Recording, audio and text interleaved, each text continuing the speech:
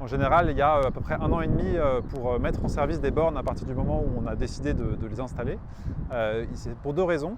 La première raison, c'est parce que pour sélectionner l'opérateur qui va installer la borne et l'exploiter, la réglementation prévoit que nous devons faire une procédure de mise en concurrence. Et cette procédure, elle prend à peu près 1 an, entre le moment où on la lance et le moment où on sélectionne l'opérateur qui va pouvoir installer la borne.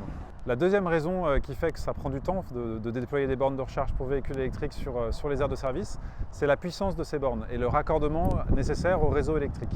Ce sont des bornes à très haute puissance et donc ce sont des bornes qui nécessitent une puissance électrique largement supérieure à ce qu'il y a chez vous par exemple ou sur votre lieu de travail. Pour vous donner une idée, les types de stations de recharge que nous installons sur les aires de service, elles représentent le raccordement électrique qui équivaut à peu près à un petit village ou à un grand hameau en termes de puissance électrique si on compare aux compteurs que nous avons chacun dans nos maisons. Donc ces travaux-là, ils prennent du temps et ils sont faits par les gestionnaires des réseaux électriques.